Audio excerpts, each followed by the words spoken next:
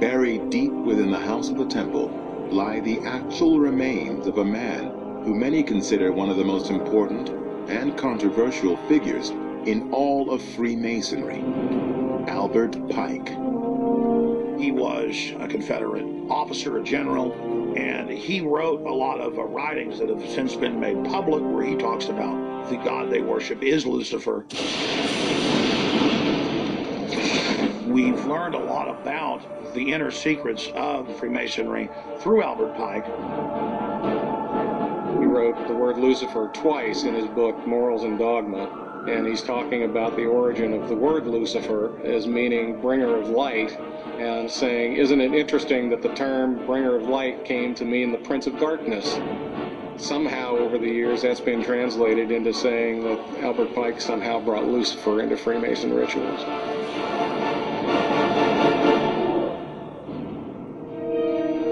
Upon his death in 1891, Albert Pike's body was buried at Oak Hill Cemetery in Washington, D.C. A statue was then erected in his honor in 1901, the only such monument in the nation's capital honoring a Confederate officer.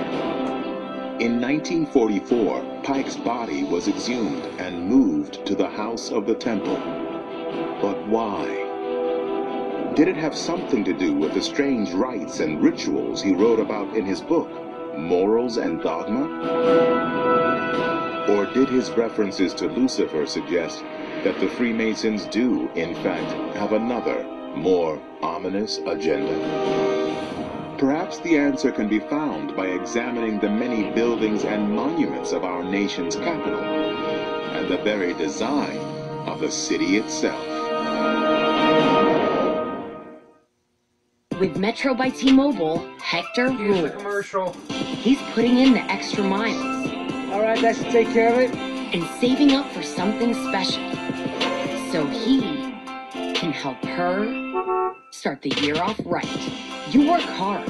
Switching to Metro isn't. Right now, there's 0 fees to switch. Get our lowest price on unlimited. Just $25 a line for 4 lines. Plus 4 free Galaxy phones.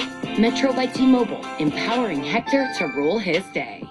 McCafe iced coffee, freshly brewed, creamy, and bold. Get any size now for just $1.50. And try it in flavors like rich caramel, French vanilla, and sugar-free French vanilla. McCafe. Good is brewing. Tasha, did you know Geico could save you hundreds on car insurance and a whole lot more? So what are you waiting for? Hip-hop group tag team to help you plan dessert? French vanilla, rocky road, chocolate peanut butter cookie dough. Scoop, there it is. Scoop, there it is. Scoop, there it is. Scoop, there it is. Scoop, shakalaka, shakalaka, shakalaka, shaka, scoop, shakalaka, shakalaka, shakalaka. Geico. Switch today and see all the ways you could save.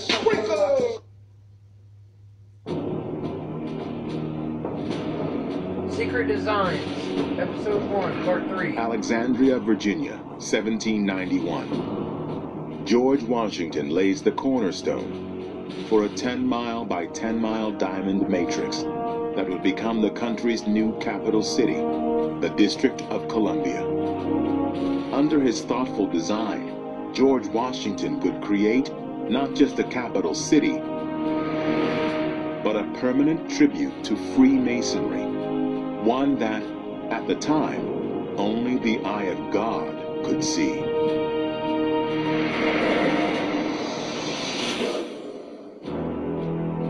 When Pierre Charles L'Enfant and George Washington sat down to design the city of Washington, they were starting from nothing. They were starting from scratch.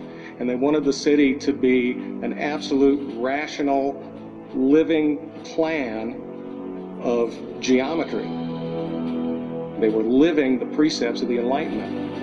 All of this grew out of Freemasonry, of this fascination with science and logic and philosophy and symbolism. And all of those things came together at the design of Washington, D.C. Architecture is at the core of the Masonic religion. That's where they got their political power and money in the past 3,000 years. And so, if you have a religion based on architecture and the great architect of the universe, you're going to try to build a fabulous Masonic city. And that is exactly what Washington, D.C. is. No other capital city was designed with the idea that it should reflect through symbolism a philosophy of governance. That's what makes Washington, D.C. unique. How come all of these architects who worked on the White House, the Capitol, were Freemasons? In 1793, George Washington, clad in full Masonic regalia, presided over the laying of the cornerstone for the U.S. Capitol building. George Washington marched with the Masons from the construction site of the White House up to Capitol Hill, and they set the cornerstone with a silver trowel and placed a silver marker on top of it. It was from that cornerstone that the Capitol grew. The Capitol became the great monument to democracy that the Founding Fathers intended it to be. Yet according to historians and researchers, the building's cornerstone is now missing. But how? And why? There are those who say that this mysterious missing cornerstone is hiding secret documents, some strange alternate constitution, other Masonic documents, that it's been carefully hidden away from public view.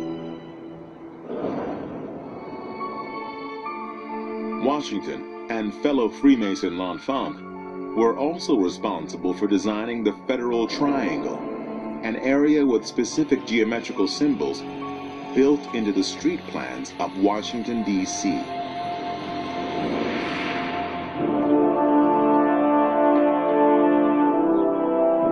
I am standing in the middle of America's sacred ground. I have the Washington Monument right behind me, the Statue of Libertas on top of the Capitol Dome to my right. And I have a clear look at the White House from this spot. The Founding Fathers wanted this to be a statement in stone of American values. They wanted to make sure a particular set of doctrines were going to be visible for thousands of years. Pierre Charles L'Enfant realized that this triangle of three buildings was really key to establishing the new order of America. So therefore it's central to everything. There are symbols hidden in the layout of Washington, D.C. First you had a grid, horizontals, verticals. Then you had the streets on angles. When you start laying angles over top of grids, you're going to come up with all kinds of symbols. The Masonic symbols are everywhere, like signposts. It says, we are announcing the birth of our new order. Further investigation reveals another occult symbol traced directly into the streets of Washington, D.C. A pentagram. And its southernmost tip points directly to the White House. One of the recurrent occult symbols that you'll find within Freemasonry is the pentagram, the five-pointed star. People look at the pentagram today and they think there's something sinister about it. That wasn't the intent at all. They're saying this is our house and this is our world, and from this command base, from this Washington, D.C., from this square, we're going to launch global domination.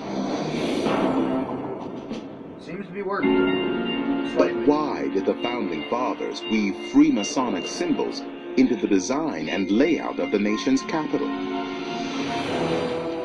Were they sending a coded message? And if so, to whom?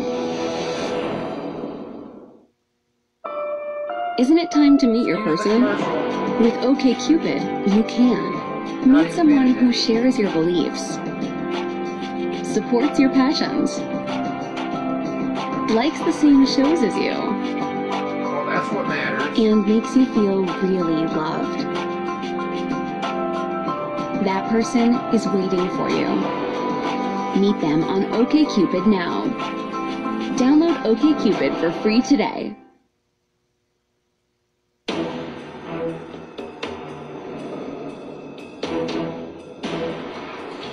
Colorado, 1995. After years of delays, construction of the Denver International Airport is complete. It is the largest international airport in America, third largest in the world. Above ground, it encompasses 53 square miles, or 2 times the size of Manhattan. But below the surface, some believe there is a secret city stretching down into the depths of the earth. There is. Denver International Airport, some people have these conspiracy theories that it hosts an underground military base that's supposed to be a launching point for the New World Order. They do. Most The likely. Denver airport has a cornerstone that was laid by the Freemasons, and it looks like this control panel rising up out of the floor, and it's got braille on it, so it looks almost like they're push buttons, and it's sort of like the control panel for the New World Order. It even says the New World Airport Commission, and there's a big square and compass, and so people have said, well, this is Better not clearly be being that the sarcastic, Freemasons Rick. built this place. If you are free. Could there really be a secret city hidden below the Denver International Why Airport? could there not be? And if so, will this be where the Freemasons intend to launch their so-called New World Order? We shall see. Perhaps the writing is literally on the wall. You have a mural that shows this soldier in a gas mask with a scimitar stabbing a dove, and this endless chain of dying women and babies going out from under it. It's just horrific. There are scenes of ruination, war, corpses of babies, people fleeing underground, a plague, death, Nazism, dictatorship, the coming of a new world order. Do the Freemasons believe in a predestined apocalyptic event? And is this what the Founding Fathers have been preparing for since the Declaration of Independence? Gotta be prepared for something. There are those who believe. The answer is yes. And some suggest the Freemasonic view of the future came from another secret society rooted in Europe at the time of the American Revolution, the Illuminati. We're going. A university professor named Adam Weishaupt formed a group called the Illuminati, and he set it up to be a very secret society and to operate very secretly. Part of the organization's plan when they were founded in 1776 was to join and infiltrate Freemasonic lodges. The way it worked was he would talk to one person, that one person would contact one person. And that way people down the line had no idea who was at the top or how to get to them or what the real purpose was. But somewhere at the top of the heap is somebody who has an agenda. And the early founders of the Illuminati were deep and great admirers of the American Revolution. They believed in religious liberty. They believed in free thought. But the fact is, within 8 or 9 years of the Illuminati's founding in 1776, the organization was outlawed. So you see a split in Masonry. You see 1776 as the same year that the Illuminati is launched and then spreads and grows. But simultaneously, events in 1776 lead to the Declaration of Independence. And we have letters that George Washington wrote warning people about the Illuminati trying to emerge and take over all of Masonry. Historians suggest the Illuminati actually infiltrated Freemasonic lodges in the United States by the late 1700s, just as the Founding Fathers were drafting the U.S. Constitution. But did the Illuminati, under the guise of Freemasonry, really influence the creation of the government and laws of the United States? In a 1792 letter to a friend, George Washington said he had absolutely no doubts that the doctrines of the Illuminati had spread to the United States. He said, no one is more assured of this than I am. The most basic tenet of the Illuminati is that the end justifies the means. And this is what makes them so dangerous, because they'll say anything, pose as anything, and yet they cling to their own doctrine. You see now the Masonic orders that dominate our globe. This is an Illuminati planet now. They are the inner group, or the enlightened ones, at the top of the pyramid. They have the secret knowledge. They are directing the world. They are keeping secret their incredible wealth. They're keeping secret their political power. This is the biggest secret of all in America's Book of Secrets, beyond anything. And the secret of the Freemasons is that there is a coming of a new age. It's a big secret in plain sight. As for a book of secrets that contain the secrets of the fraternity that have been passed down through the ages, there really aren't any, because Freemasons promise not to write, print, paint, stamp, stain, cut, carve, hew, mark, or engrave any of the secrets of the fraternity. Freemasonry will always remain the granddaddy of all secret societies, the greatest of all of them, the most international of all of them. And Freemasonry will remain a society that has a very powerful political impact. But despite all of the conspiracy theories and all of the secrets, these facts are clear. Prominent Freemasons helped spark the American Revolution. They helped create the United States of America. Their fingerprints can be found all across the country, on sacred documents, on monuments, and even embedded in the streets of our nation's capital.